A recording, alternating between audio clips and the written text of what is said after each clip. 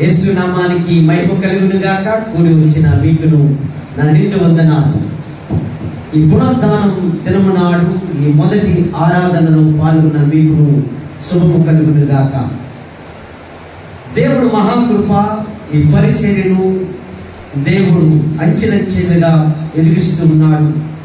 అనేక ప్రాంతాల్లో దేవుడి యొక్క సేవ చేయడానికి దేవుడు అవకాశం ఇచ్చినాడు.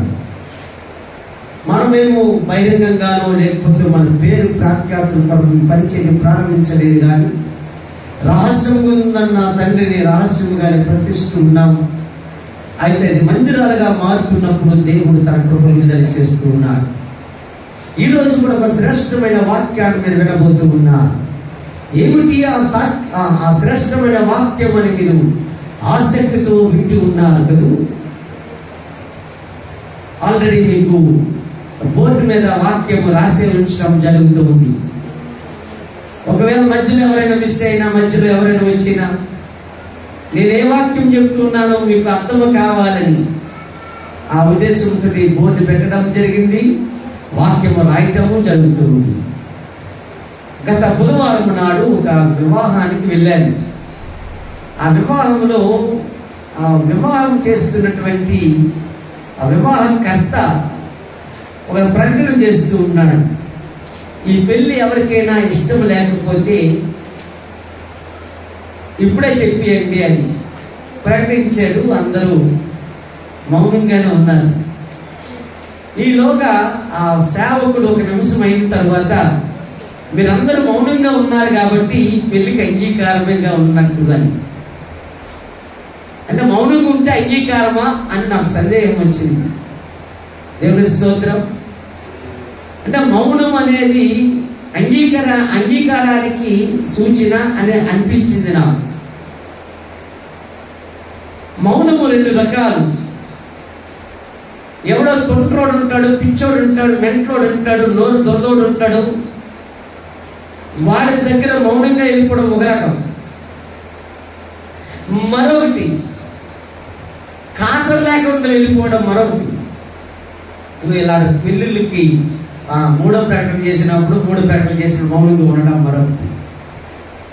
కానీ ఈరోజు నేను చెప్పాలనుకున్న మాట, మీరు మౌనంగానే ఎదగండి అని పాఠాన్ని తీసుకోవడానికి గల కారణం, బైబిల్లో చాలా విషయాలు ఉన్నాయి. అందులో 1-2 విషయాలు మాట్లాడుకుందాం ఈరోజు. జాగ్రత్తగా వినండి.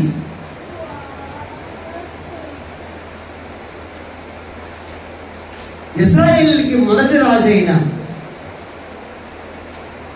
సౌలు గారు, ఆయన ఒక ఉన్నతమైనటువంటి కుటుంబంలో ఉన్నవాడు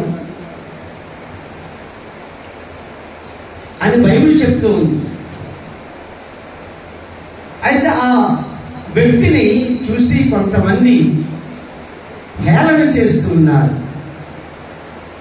ఎలాంటి హేళన చేస్తూ ఉన్నారంటే, ఈతడు మమ్మల్ని పరిపాలిస్తాడట, వీడు గొప్ప పనుడు, ఈతగాడు మాకేదో న్యాయం చేస్తాడట అన్నట్టుగా హేళన చేస్తున్నారు. ఆ హేళన చేస్తున్న సందర్భంలో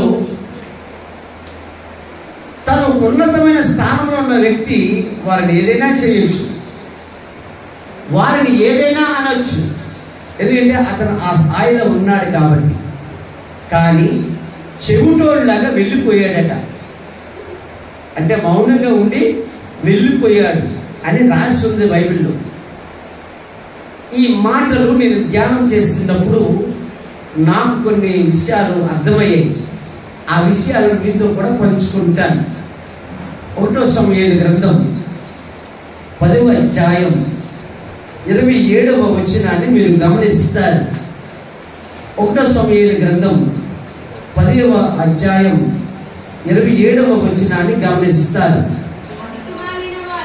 పనికి మాలిన వారు కొందరు, ఈ మనుష్యుడు ఎలాగూ రక్షింపగలడు చెప్పుకొనుచు అతనిని నిర్లక్ష్యం చేసి అతనికి కానుకలను తీసుకొని రాలేదు అని రాసింది. అతడు చెవిటి వాడైనట్లు ఊరికుండెను అని రాస్తుంది.